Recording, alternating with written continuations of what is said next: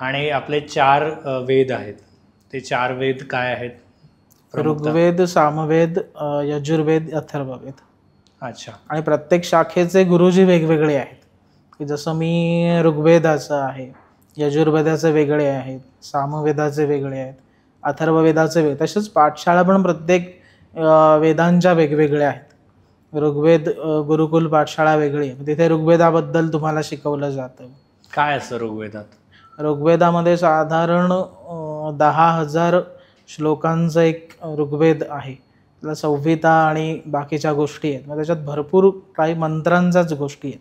मग त्याच्यात हे सगळं आपण जे करतो तर त्या गोष्टी त्याच्यामध्ये इन्क्लूड आहेत ऋग्वेदामध्ये.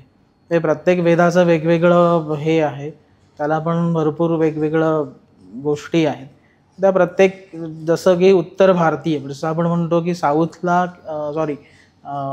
UP साईडला वगैरे तुम्हाला तिथे यजुर्वेद किंवा सामवेदवाले तिकडे जास्ती मिळतील आणि आपल्याकडे या साईडला ऋग्वेदवाले जास्ती मिळतील. हा वेगवेगळा प्रकार आहे. म्हणण्याची पद्धत, बोलण्याची, काम करण्याची पद्धत प्रत्येकाची वेगवेगळी. ती प्रत्येकाच्या अध्ययन क्षेत्रानुसार वेगवेगळी पडत जाते. म्हणजे आपल्याकडे हे नॉर्मली ह्या गोष्टी होतात, त्यांच्याकडे एक वेगळ्या प्रकारच्या गोष्टी होतात. एक सिमिलर, फक्त थोडाफार पद्धतींचाच फरक आहे. मंत्र तेच आहेत, म्हणण्याची पद्धत वेगळी आहे. पण मंत्र तर आहेत त्याच्यात, पण त्याच्यात काय, ते कशाबद्दल लिहिलेलं आहे ऋग्वेद?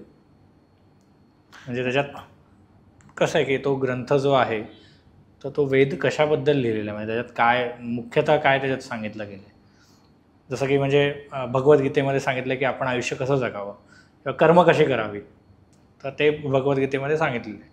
तसंच मग ऋग्वेदात काय म्हणजे मुख्यतः सांगितलेलं आहे? ऋग्वेदामध्ये ऋषीमुनींनी लिहिलेल्या मंत्रांचं आहे की एखादा एक मंत्र आहे, किंवा आता हे सुद्धा आपण जे म्हटलं मागासपासून म्हणतो की ह्या गोष्टी आहेत, तर ह्या गोष्टी वेदांपासूनच निर्माण झालेल्या गोष्टी आहेत.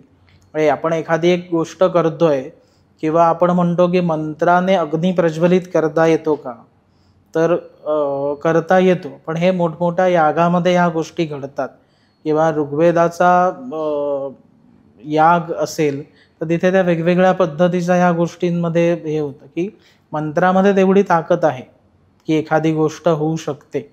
एक कुठेतरी तुम्ही ते एक रील किंवा एक व्हिडिओ बघितला असेल की एखाद्याने पाण्यामध्ये लिंबू हे केलेला, लिंबू नॉर्मल ठेवला तर तो खाली गेला पूर्णपणे, आणि जेव्हा त्याने तो कृष्णाय वासुदेवाय हरे परमात्मे प्रणत क्लेशनाशाय गोविंदाय नमो नमः हा मंत्र म्हटला ना, तर तो लिंबू खालती जातो तर तो वरती तरंगत होतो.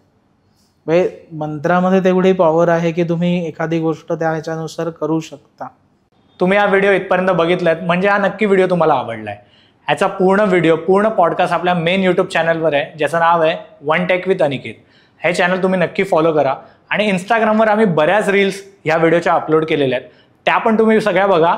आणि वन टेक विथ अनिकेत हे इंस्टाग्राम चॅनल पण फॉलो करा.